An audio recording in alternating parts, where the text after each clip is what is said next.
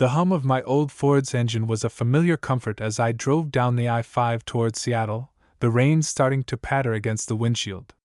I had just finished a consulting gig in Portland and was looking forward to a quiet evening. But life, as it often does, had different plans for me. Near midnight, just past the Tacoma exit, I saw her, a young woman, probably in her early 20s, frantically waving by the roadside. She was drenched and clearly in distress. I pulled over, driven by something beyond logic or caution. She rushed to the passenger side, eyes wide with fear. "Please help me," she gasped. "Two men, they tried to." Her voice broke off into sobs. I unlocked the door without hesitation. She clambered in, shivering and soaked to the bone. As I pulled back onto the highway, she kept glancing back, fear still etched on her face. "Thank you," she whispered, her voice trembling. "I'm Anna, Michael," I replied, focusing on the road ahead. "What happened?" She hesitated before explaining that she had been followed from a gas station by two men. They chased her down, and when she couldn't shake them, she was forced to flee on foot. Hearing her story stirred something deep within me, an anger I hadn't felt in years. We continued toward Seattle, her fear gradually subsiding. She directed me to her home in Queen Anne, but as we arrived, she confessed she didn't want to be alone. I saw the vulnerability in her eyes, and perhaps out of loneliness or a protective instinct, I agreed to stay. Inside her modest apartment, the tension between us eased into something more intimate. Our connection grew stronger, culminating in a moment that felt both intense and forbidden. It wasn't just about physical desire, it was as though we were both seeking solace in each other's company. Later, as the city slept and Anna lay beside me, the quiet of the night was shattered by the ringing of the phone. The answering machine picked up, and a voice, gruff and threatening, delivered a chilling message. "Tell Anna her time's up." I sat up, my heart racing. Anna stirred beside me, still half asleep. The protectiveness I had felt earlier surged back with a vengeance. I couldn't leave her to face this alone, especially not now. Whatever danger she was in, I was a part of it now. As I looked out at the Seattle skyline, a creeping realization settled over me. This was just the beginning. The shadows of my own past mingled with the present, and the road ahead, though uncertain, was one I had no choice but to travel. The drive back to Anna's apartment felt like an eternity, the tension between us growing with each passing mile. Seattle's cityscape blurred in the rain-streaked windows as we merged onto Interstate 5, the hum of the engine filling the silence. My mind was a whirlwind of conflicting emotions, relief from having helped her, and something darker, more dangerous, that I couldn't ignore. Anna sat beside me, quiet but visibly shaken, her breath coming in shallow, rapid bursts. I could feel the residual fear emanating from her, but there was something else, a shared vulnerability that made the air between us electric. Every glance she stole in my direction only intensified the knot of desire and protectiveness coiling in my chest. We finally arrived at her apartment, a modest building tucked away in a quieter neighborhood. I parked and turned to her, asking softly if she was going to be all right. Our eyes met, and in that moment, the fear I'd seen earlier was replaced by something more profound, something that mirrored my own inner turmoil. She didn't answer immediately. Instead, she leaned closer, her hand trembling as it found its way to my chest. The warmth of her touch seeped through my shirt, igniting a fire that spread through my veins. Every rational thought screamed at me to step away, to put an end to this before it spiraled out of control. But her touch, her presence, was intoxicating, and the plea in her eyes was impossible to resist. "Please," she whispered, her voice barely audible over the soft patter of rain. "Don't leave me alone tonight." I hesitated, the weight of the decision pressing down on me. I knew this was wrong, that I was treading on dangerous ground, but the pull between us was undeniable. Before I could overthink it, I nodded, my resolve crumbling under the intensity of the moment. We walked into her apartment, the door closing with a soft click behind us. The warmth inside was a welcome contrast to the cold, wet night outside. The sound of the rain against the windows seemed to match the pounding of my heart, each drop echoing the tension between us. Anna led me to the living room, where she sat down on the couch, her eyes never leaving mine. The silence that followed was heavy with unspoken words, with the weight of decisions not yet made. Slowly she reached out, her hand finding mine, her touch a silent plea for connection. What happened next was a blur of emotions. An unspoken agreement between two lost souls seeking solace in each other. Her lips found mine, tentative at first, then more insistent, as if trying to erase the fear that had gripped her earlier. I responded in kind, my hands tangling in her hair, pulling her closer as if she were my lifeline. The world outside faded away as we lost ourselves in the moment, in each other. It was a night that defied logic and reason, a night where we both sought something that neither of us could fully articulate. It was raw, intense, and when it was over, left a lingering sense of both satisfaction and unease. As she drifted off to sleep beside me, her breathing soft and steady, I lay awake, staring at the ceiling. The reality of what had just happened began to sink in, bringing with it a strange mix of guilt and fulfillment. I couldn't shake the feeling that I had crossed a line, that something dark had been unleashed within me. Needing to clear my head, I carefully slipped out of bed and wandered around her apartment, my thoughts in turmoil. A small bookshelf caught my eye, cluttered with a mix of old and new items. Among them was a photo album, its worn edges suggesting it had been well used over the years. Curiosity got the better of me, and I pulled it off the shelf, flipping through the pages. The photos inside were a snapshot of a life lived, smiling faces, happy moments frozen in time. But one image made my heart stop, a familiar face that I hadn't seen in years. My blood ran cold as I stared at the photo. The woman in the picture was someone I knew all too well. She was Anna's mother, and she had been a significant part of my past. The realization hit me like a freight train, and I felt the room spin around me. This couldn't be happening. Not now, not like this. Panic surged through me as the implications of what I had just discovered began to sink in. My mind raced, trying to make sense of the impossible puzzle that was unfolding before me. Who was Anna really? What had I done? I needed to get out of there, to escape before I did something else I would regret. But as I turned to leave, a soft beeping sound caught my attention. It was coming from Anna's phone, which had lit up with a new message. I knew I shouldn't look, that I should walk away and pretend I hadn't seen anything. But something compelled me to stay. The message preview was visible on the screen, and it wasn't just any message. It was from a man named Jake, someone I didn't know. And the message read, "We need to talk. You're not going anywhere. I won't let you." My heart pounded in my chest as I realized that Anna was in deeper trouble than I could have ever imagined. This wasn't just about her past, or her mother, or even what had just happened between us. This was something much more dangerous. And now, I was a part of it. Sleep was elusive, a distant memory as the night wore on. The image of that photo, the one of Anna's mother, who had once been such an integral part of my life, was burned into my mind. The past I thought I'd buried had resurfaced with a vengeance, dragging me back into a tangled web of memories and regrets. But as much as I wanted to dwell on the implications of that photo, there was something even more pressing that demanded my attention. Anna's phone still glowed softly in the dim room, the message from Jake, lighting up the screen like a beacon of trouble. "We need to talk. You're not going anywhere. I won't let you." The words echoed in my head, each syllable dripping with menace. Who was this man, and why was he so intent on keeping Anna under his thumb? I stared at the phone for what felt like hours, torn between waking Anna and keeping this ominous message to myself. But the fear gnawing at my gut was too strong to ignore. If Anna was in danger, I had to act. Taking a deep breath, I gently shook her awake. She stirred, her eyes fluttering open in confusion. It took a moment for her to fully come to, and when she saw the look on my face, her concern was immediate. "What's wrong?" she asked, her voice thick with sleep but tinged with worry. "There's a message on your phone," I began, doing my best to keep my voice steady. "It's from someone named Jake." It doesn't sound good.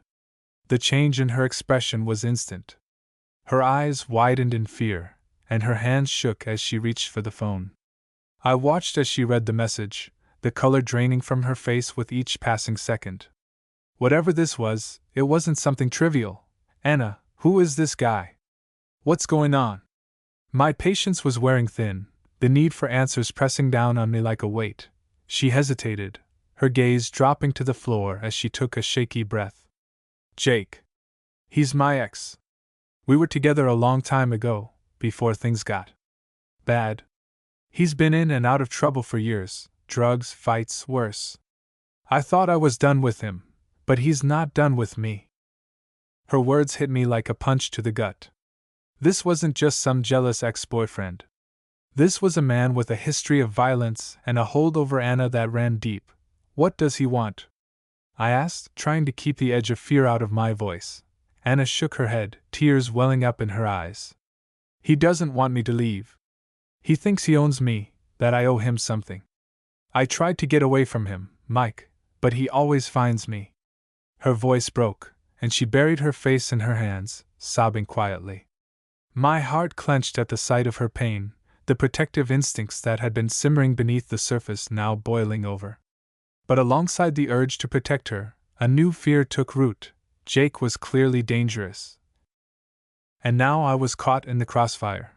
We'll figure this out, I said, though the confidence in my voice was mostly for her sake. We'll go to the police, get a restraining order, whatever it takes to keep him away from you. But Anna shook her head again, her voice trembling. You don't understand. Jake. He's connected. He knows people who can make problems disappear. If we go to the police, he'll find out. And then he'll come after us. The full gravity of the situation was sinking in. This wasn't just about keeping Anna safe from a dangerous man, it was about surviving something much bigger, something that could destroy both of us if we weren't careful. We can't stay here, I said, my urgency growing.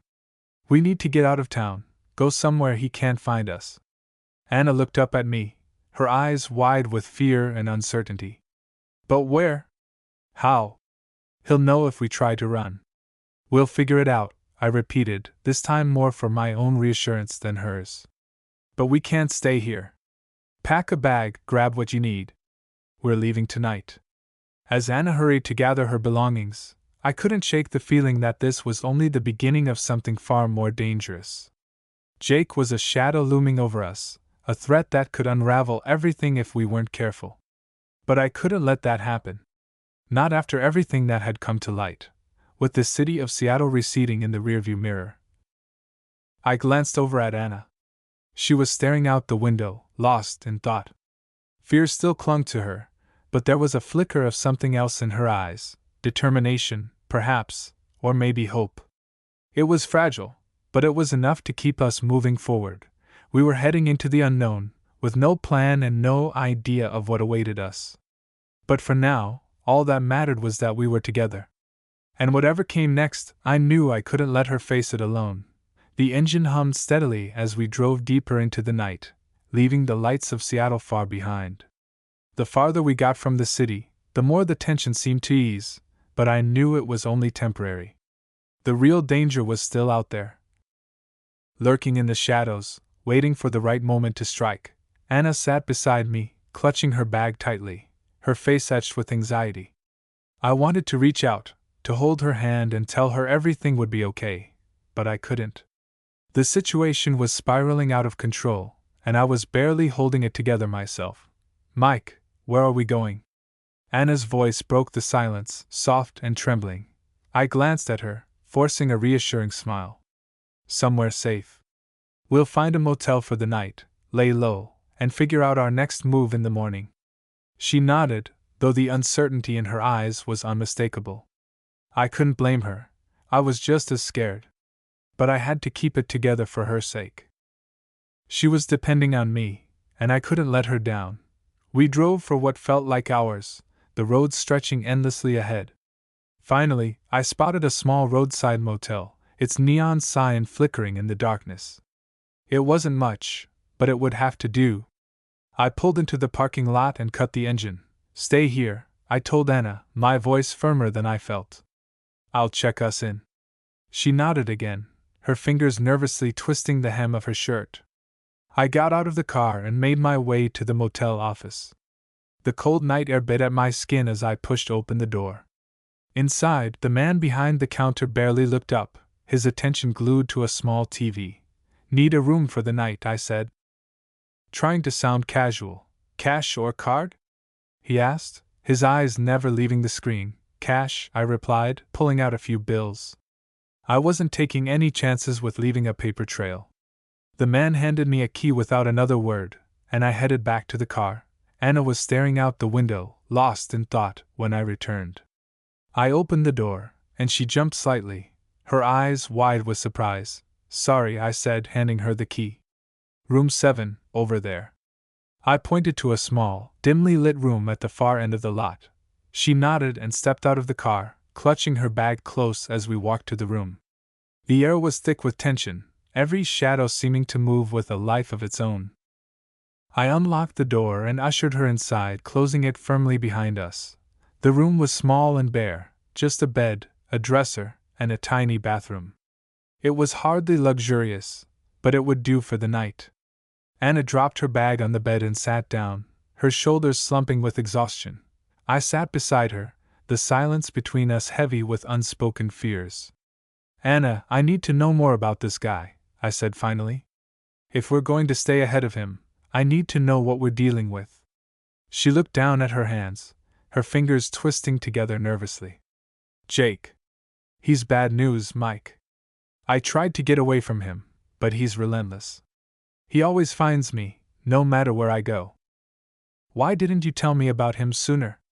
I asked, frustration creeping into my voice. "I was scared," she admitted, her voice barely a whisper. "I thought I could handle it on my own, that I could outrun him.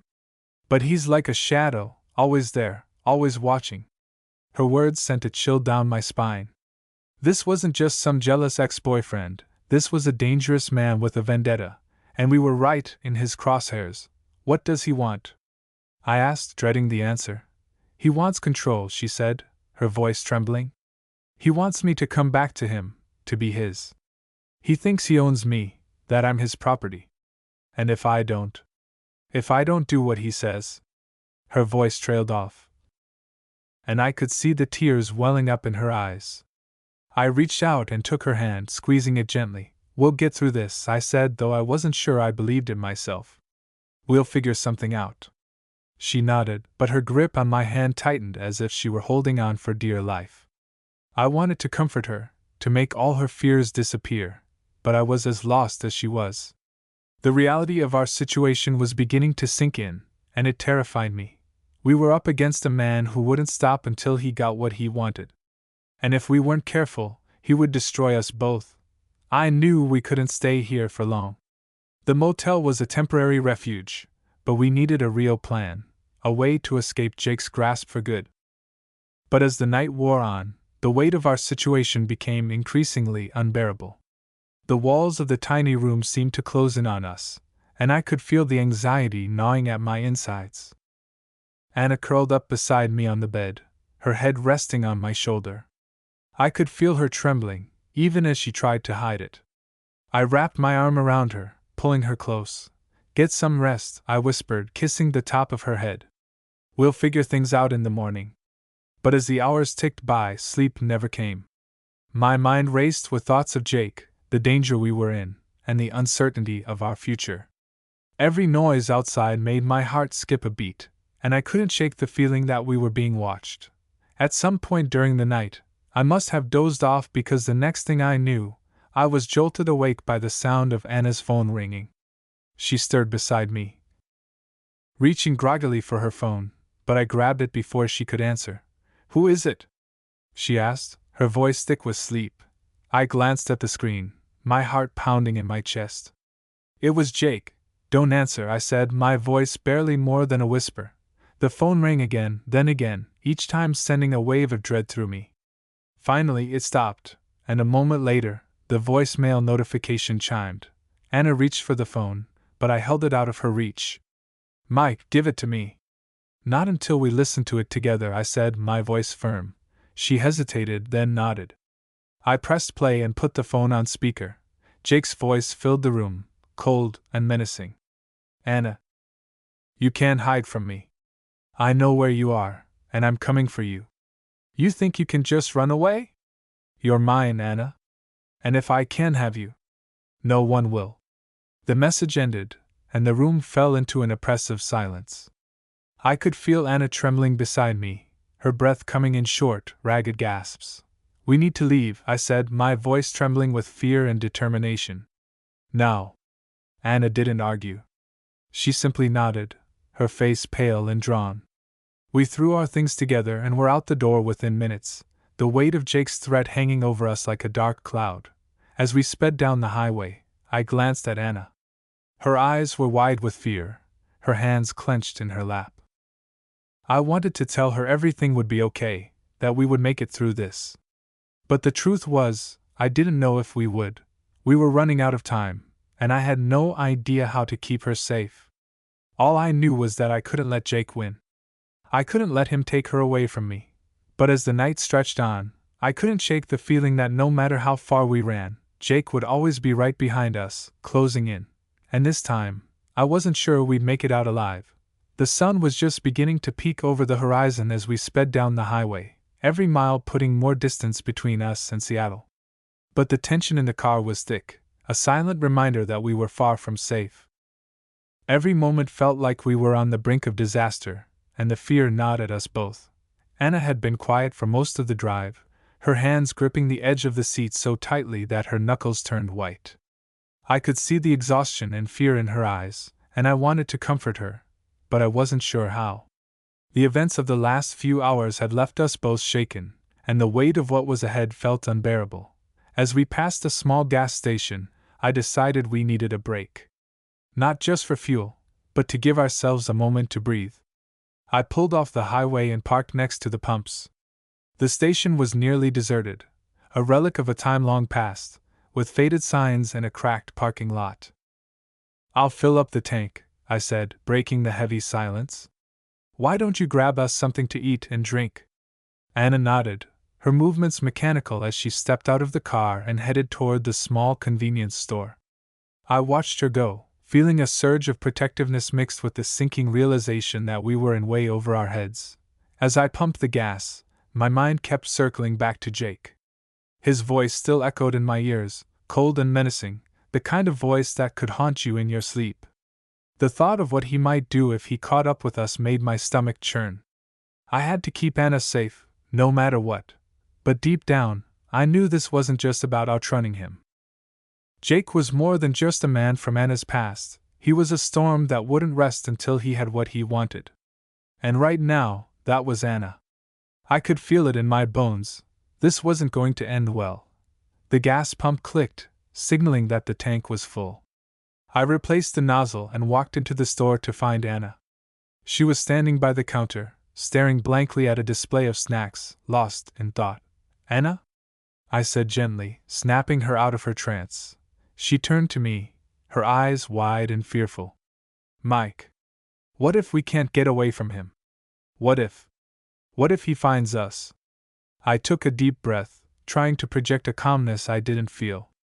We're not going to let that happen. We're smarter than he is, and we have each other. We'll figure this out. She nodded, but I could see the doubt in her eyes. I couldn't blame her, everything about this situation was insane. But I had to believe we could get through it. I had to, for both our sakes. We paid for the snacks and drinks and got back in the car, the road ahead looking longer and more daunting than ever. As we drove, I noticed more of the little details I'd missed before. The way Anna kept glancing nervously at her phone, the way she jumped at every sound. It was clear something was wrong, something more than just Jake's threats. A few hours later, we pulled into a rundown motel far enough from Seattle that I hoped Jake wouldn't think to look for us here. The place was worn down, with peeling paint and flickering lights, but it was secluded, and that was what we needed most. Once inside, Anna collapsed onto the bed, the exhaustion finally catching up with her. I sat beside her, brushing a strand of hair from her face. Anna, is there something you're not telling me? I asked, trying to be gentle but knowing I needed answers. She hesitated, biting her lip before meeting my gaze. There's something I haven't told you, Mike. Something about Jake. About why he's after me. My heart sank. I'd known there was more to the story, but hearing her say it out loud felt like a punch to the gut. What is it? I asked, barely above a whisper. She took a deep breath as if steeling herself for what she was about to reveal. Jake and I, we weren't just involved. We were partners in a way. I helped him with some things. Illegal things. I wanted out, but he wouldn't let me go. He said if I ever tried to leave, he'd make me pay. The room seemed to spin as her words sank in. This wasn't just about running from a jealous ex. We were running from a dangerous criminal who had no qualms about doing whatever it took to get what he wanted. And now he's coming after you because you tried to leave? I asked, my mind racing with the implications. Anna nodded, tears welling up in her eyes. He thinks I know too much, that I'll go to the cops. But I just want to be free of him, Mike. I just want a normal life, but he won't let me go. I pulled her into my arms, holding her close as she sobbed into my chest.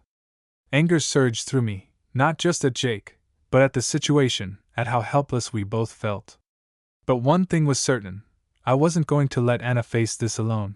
We'll figure something out, I whispered, trying to convince both of us. We'll find a way to get you out of this, I promise. But even as I said the words, I couldn't shake the feeling that we were already too deep in Jake's web, with no clear way out. The next few days blurred together, filled with tension and fear. We moved from one rundown motel to another, never staying in one place for long, always looking over our shoulders. Each time the phone rang, my heart would skip a beat, fearing it was Jake, or worse, that he had already found us. But as much as I wanted to protect Anna, a nagging fear gnawed at me. I couldn't help but wonder if by staying with her, I was only putting us in more danger. The rational part of me screamed to walk away, but my heart couldn't bear the thought of leaving her to face Jake alone. Then one night, as we lay in another nameless motel room, Anna's phone rang. Without thinking, she answered it, her face going pale as she listened to the voice on the other end. It's Jake, she whispered, her voice trembling. My heart dropped, and I took the phone from her, pressing it to my ear. What do you want, Jake? I asked, trying to keep my voice steady. You know what I want, he said, his tone cold and threatening. Anna comes back to me, or you both pay the price. Simple as that. I clenched my jaw, anger boiling inside me. You're not going to touch her, Jake. I won't let you. He laughed, a chilling sound that sent shivers down my spine. You can't protect her, Mike. You're nothing. She's mine, and I'm coming to get her. You can't run forever. With that, the line went dead, leaving me staring at the phone, my mind spinning. I turned to Anna, who was trembling beside me. We need to leave, I said, urgency filling my voice. Now. We threw our things together and rushed out of the motel, the weight of Jake's threat pressing down on us like a dark cloud. As we sped down the highway, I glanced at Anna. Her eyes were wide with fear, her hands clenched in her lap. I wanted to tell her everything would be okay, that we'd make it through this. But the truth was, I didn't know if we would. Jake was coming for us, and I had no idea how to stop him. The only thing I knew for certain was that I couldn't let him take Anna away. But as the night stretched on, a cold dread settled in my gut, and I couldn't shake the feeling that no matter how far we ran, Jake would always be right behind us. And this time, I wasn't sure we'd make it out alive. The calm before the storm, the days passed in a blur of cautious optimism. After everything we had been through, I began to believe that maybe, just maybe, we had found a way out of the darkness.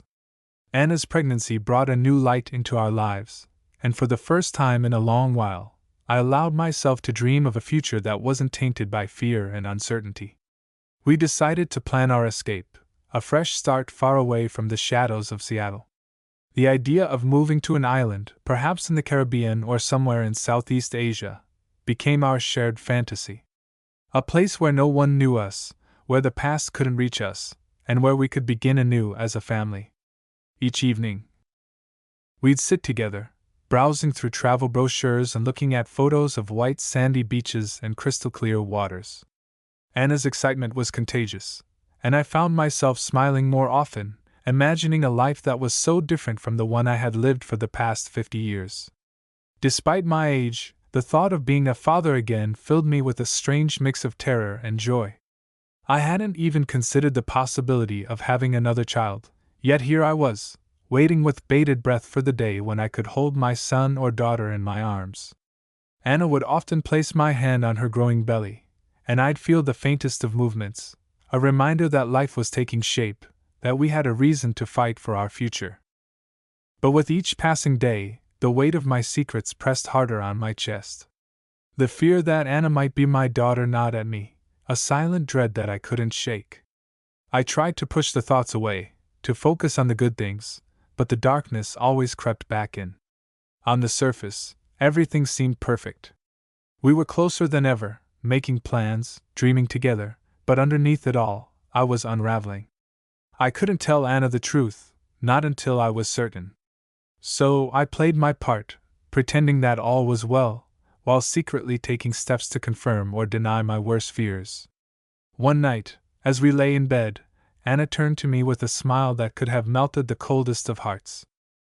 "I can't wait to see where we end up, Mike. I've never felt so happy in my life," she whispered, her hand resting on my chest. I kissed her forehead, my heart heavy with the weight of the unknown. "Me too, Anna. We're going to make it out of here, and we're going to be happy. I promise you that." But as I said those words, I couldn't ignore the shadow lurking at the back of my mind.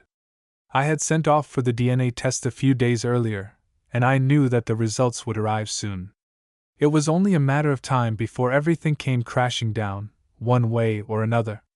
As the night deepened, I lay awake, listening to Anna's soft breathing beside me. She had fallen asleep quickly, her face peaceful in the glow of the moonlight that filtered through the curtains. I watched her for a long time, memorizing the way her hair fanned out on the pillow, the curve of her lips, the gentle rise and fall of her chest.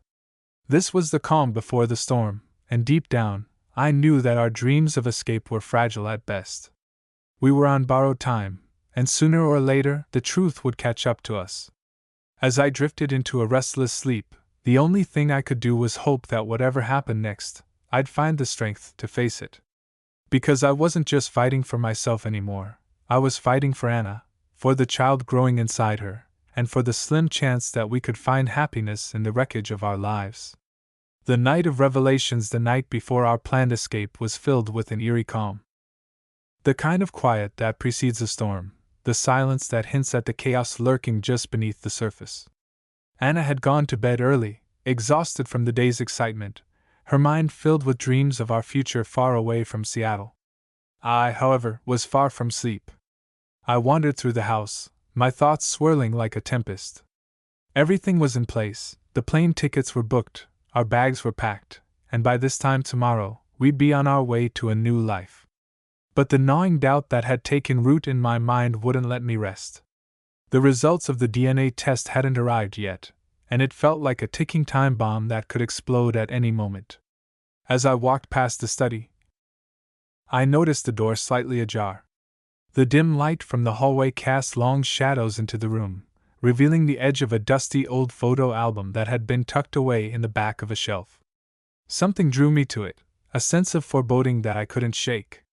I pulled the album from the shelf and sat down at the desk, my hands trembling as I opened the cover.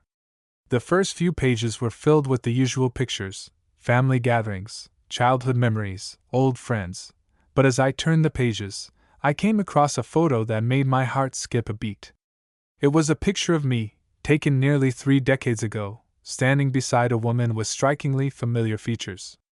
Her hair was the same shade as Anna's. Her eyes held the same fiery determination. And then it hit me like a freight train. I was looking at a picture of Anna's mother. My breath caught in my throat as the realization sank in. The woman I had loved all those years ago, the woman I had walked away from, was Anna's mother. And that meant... No, it couldn't be. But the resemblance was undeniable. I flipped through the album with frantic speed, searching for more evidence. The pictures told a story that I had long buried in the recesses of my mind. I saw images of our time together, of the fleeting romance that had burned brightly before life had pulled us apart. And then, toward the end of the album, there was a picture of a little girl. No older than 4 or 5, with the same eyes, the same smile. I felt the room spin around me as the truth crashed down on me like a wave. Anna wasn't just any woman I had met by chance, she was my daughter. The weight of the realization was suffocating, and I felt like I was drowning in a sea of guilt and despair. The door creaked open, and I looked up to see Anna standing in the doorway, her face pale and drawn. She must have heard me going through the album. Her eyes flicked to the photo in my hand, and I saw the moment the truth hit her as well. No. Mike, is this? Her voice was barely more than a whisper, and she looked at me with a mixture of horror and disbelief. I couldn't find the words to answer her. I could only nod, the album slipping from my hands and hitting the floor with a dull thud. Anna's hands flew to her mouth as she stumbled back, her body shaking as if the ground had been ripped out from under her. I didn't know. She stammered, tears welling up in her eyes. I didn't know, I swear.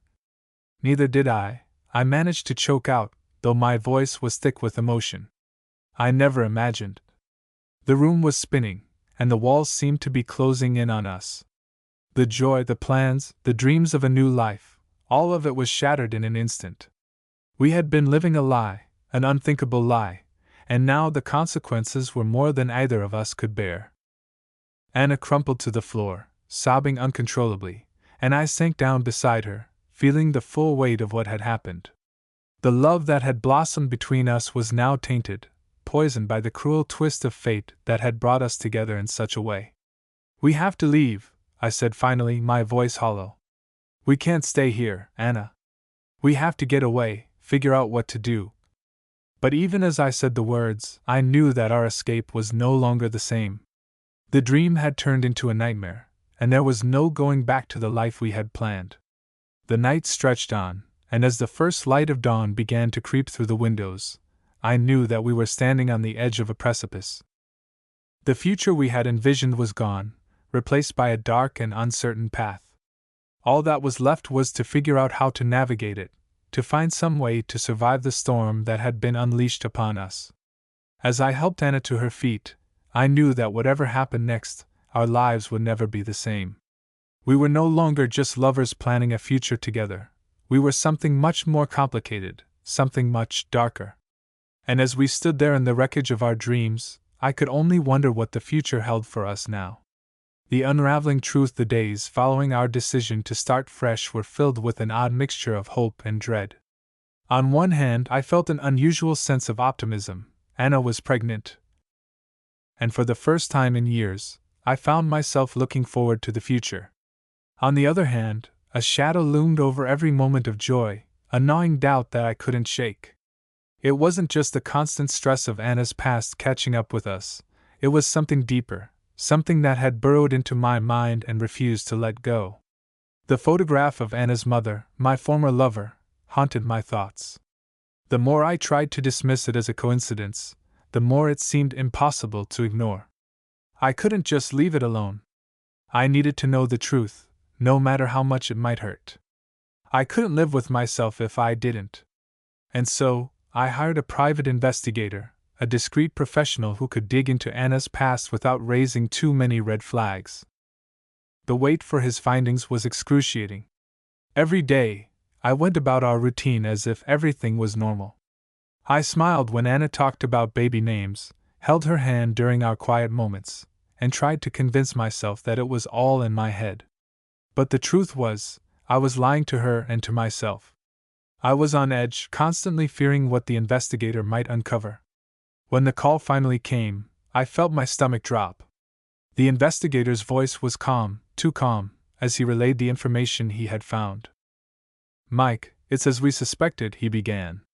Anna did change her last name several years ago. Her mother, your former lover, passed away about 3 years ago. I felt my world tilt, my grip on the phone tightening as I struggled to keep my composure. And the father? Do we know who he is? There was a pause on the other end. There's no record of Anna's father. Her mother never listed a father on any documents, and it seems like she raised Anna on her own. I swallowed hard, trying to process the implications. It was becoming increasingly clear that there was a very real possibility that Anna was my daughter. But I couldn't be sure, not yet. Not without the DNA test. I decided to go through with the test. But I couldn't let Anna know. She was already under so much stress with the pregnancy, and the constant fear of her past catching up with her. If she knew what I was doing, it would break her. The next few days were a blur. I went to a clinic out of town, provided a sample, and left with the promise that the results would be ready in a week. It was the longest week of my life. Every time Anna looked at me, I felt a pang of guilt, knowing that I was hiding something so monumental from her. But I couldn't let her know. Not yet. Not until I knew for sure. One evening, as we were packing up our things in preparation for our planned escape, Anna noticed I was acting distant.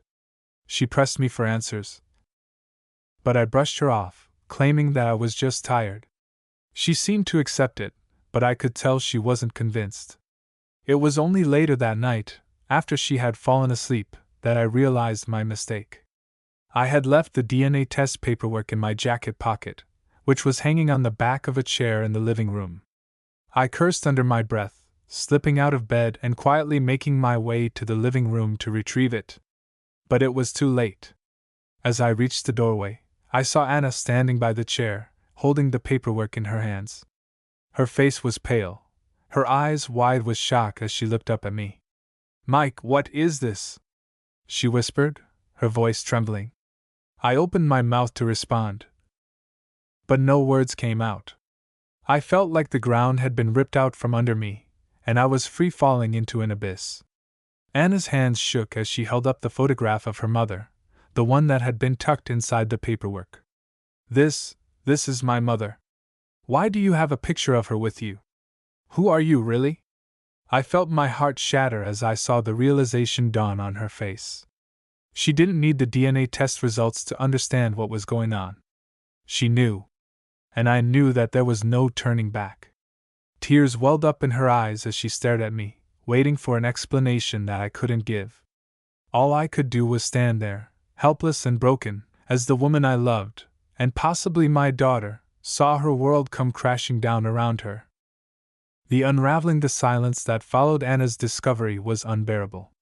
She stood there, holding the photograph of her mother and the DNA test paperwork, her hands trembling, eyes wide with disbelief. I felt like a criminal caught in the act, my heart pounding so hard I thought it might burst out of my chest. "Mike, what is this?" Her voice was barely a whisper, filled with confusion and fear.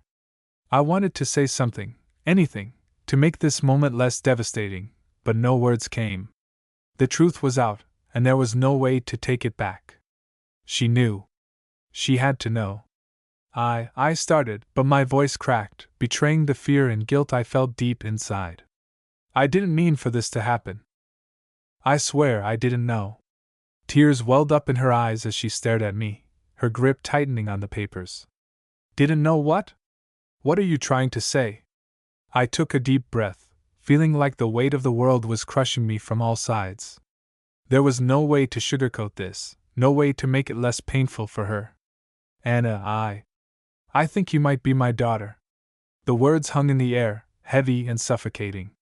Anna's face crumpled, and she staggered back as if I had physically struck her. No, that's not possible." I wished more than anything that it wasn't possible, that this was all some horrible mistake. But the photograph in her hands and the nagging doubt in my mind told me otherwise. "Anna, please listen to me. I didn't know when we met. I didn't know who you were, who your mother was. But when I saw that photograph..." She dropped the papers and photo, covering her mouth as a sob escaped her. "Oh my God! Oh my God! This can't be happening." I stepped forward, reaching out to her, but she recoiled as if my touch would burn her. The pain in her eyes was unbearable. "Anna, I'm so sorry. I never wanted to hurt you. I never wanted this to happen. But it did happen, Mike. It happened!" she cried, her voice breaking with the weight of the revelation. We've been together, and now you're telling me I might be your daughter? How could you not know?" I didn't know. I swear to you. I didn't know. I pleaded, desperate to make her understand. But how could she? How could anyone understand something like this? She shook her head, tears streaming down her face. This is too much. I can't deal with this right now. I watched as she turned and fled the room, leaving me standing there, frozen in place. The sound of her sobs echoed through the house as she retreated to the bedroom, slamming the door behind her. I was left alone, staring at the discarded photograph and the crumpled paperwork. The woman I had fallen in love with, the woman carrying my child, might actually be my daughter. The thought made me sick to my stomach. How could this have happened? How had my life come to this? The urge to run, to escape this nightmare, was overwhelming. But I couldn't leave Anna, not now, not when she was in so much pain. And yet, staying felt impossible. Every moment I remained in that house, I was reminded of the terrible mistake I had made. For hours, I sat in the living room, my mind racing, unable to find any peace. The reality of the situation was too much to bear. I couldn't eat, couldn't sleep, couldn't think straight. All I could do was wait for the DNA test results, knowing that they would either confirm my worst fears or give me a sliver of hope. But deep down, I already knew the truth. The timing, the resemblance, the gut-wrenching feeling that something was terribly wrong, all of it pointed to one conclusion. As the night wore on, I began to question everything. What kind of man was I? How could I have let this happen? Was there any way to make things right, or was I doomed to live with this guilt for the rest of my life?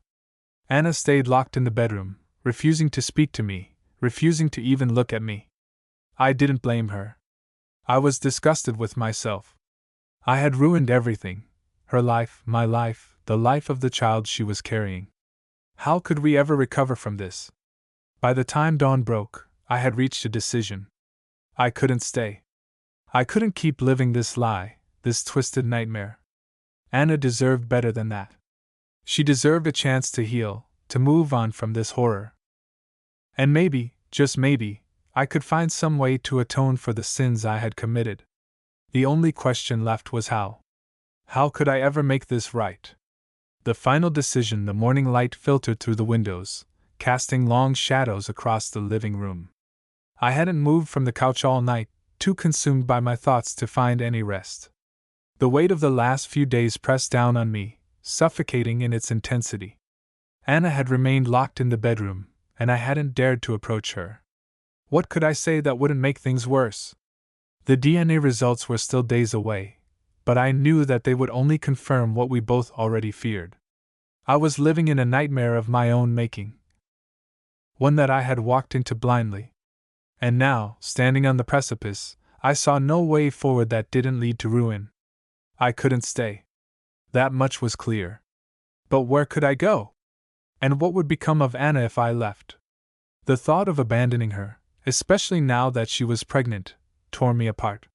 Yet staying felt like a cruel joke, a constant reminder of the terrible mistake I had made.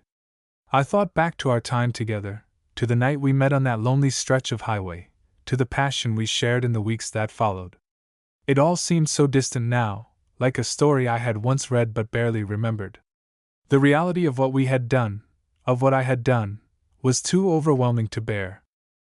The idea of running away to some distant place, far from the memories and the pain, was tempting.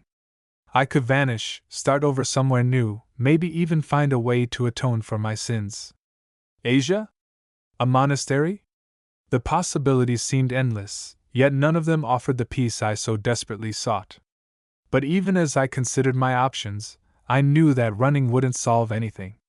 The guilt would follow me wherever I went, a shadow I couldn't escape. And Anna, she deserved better than a man who would abandon her in her time of need, no matter how twisted our situation had become. As I sat there, lost in thought, I heard the soft click of the bedroom door opening. Anna emerged, her face pale and drawn, her eyes red from crying. She looked at me, and for a moment, I thought she might say something. But then she turned away, walking silently to the kitchen. I wanted to reach out to her, to apologize, to try and make things right. But what could I say that hadn't already been said? The truth was, there was no way to make this right. We had crossed a line that could never be uncrossed, and now we were both paying the price. Anna busied herself in the kitchen, her movements slow and deliberate. I watched her, my heart breaking at the sight. She was suffering, and it was my fault. How could I ever make amends for what I had done? Finally, after what felt like an eternity, she turned to me, her voice barely above a whisper. "What are we going to do, Mike?" The question hung in the air, heavy with the weight of our situation. I didn't have an answer, not one that would make any of this easier. But I knew I had to try. "We'll figure it out," I said, my voice rough from the sleepless night. "Whatever happens, we'll get through it." She nodded, though her eyes told a different story. There was no hope there. No belief that things would ever be okay again. And who could blame her? Our world had been shattered, and there was no way to put the pieces back together. The day dragged on in a painful silence, neither of us knowing what to say or do. The reality of our situation loomed over us, suffocating in its intensity. I wanted to scream, to rage against the unfairness of it all, but what good would that do? The truth was the truth, no matter how much I wanted to deny it. As the sun began to set, casting a warm glow across the room, I knew that I had to make a decision. I couldn't keep living in this limbo, trapped between the past and the present, between love and guilt. Something had to give. "Anna," I said quietly, breaking the silence that had settled between us. I think I need to leave." She looked up at me, her eyes wide with fear. "What do you mean?" "I don't know how to fix this," I admitted, my voice breaking. "I don't know how to make this right. But I can't stay here and keep pretending that everything's okay when it's not. I need to go, to figure things out." Tears welled up in her eyes, and she shook her head. "No, Mike, please. Don't leave me." Her words cut through me like a knife, but I knew that staying would only make things worse. I couldn't be the man she needed me to be, not anymore. "I'm sorry," I whispered, the words barely audible. "I'm so sorry." And with that, I turned and walked out of the house, leaving behind everything I had ever known and loved. The pain of it was almost unbearable, but I knew that it was the only way. I had to leave, for her sake and for mine. The night air was cool against my skin as I climbed onto my bike and revved the engine. The road stretched out before me, endless and unknown. I didn't know where I was going or what I would do when I got there, but I knew one thing for sure: I couldn't stay. As I sped down the highway, the wind whipping through my hair, I tried to push the memories of the past few months out of my mind. But they clung to me like a second skin, refusing to let go. The thought of Anna, of the life we had almost had together, haunted me. How could something that had felt so right turn out to be so wrong? How could I have been so blind, so foolish? I didn't have the answers, and maybe I never would. All I knew was that I had to keep moving, keep going, until I found some semblance of peace. But even as I rode into the night, I couldn't shake the nagging doubt that had taken root in my mind. Would I ever be able to forgive myself for what I had done? Could I ever find a way to live with the guilt and the shame? Or was I destined to be haunted by this for the rest of my life? I don't know. I wish I did, but I don't. All I can do is keep moving forward, 1 mile at a time, and hope that somewhere along the way, I find the answers I'm looking for. But right now I'm lost. And I don't know if I'll ever find my way back. If you've been through something like this, if you've ever felt this kind of pain, I'd appreciate any advice you can offer. Because right now, I'm not sure how to keep going. Maybe one day, I'll find peace. Maybe one day, I'll find a way to forgive myself. But until then, I'm just trying to survive. What would you do if you were me?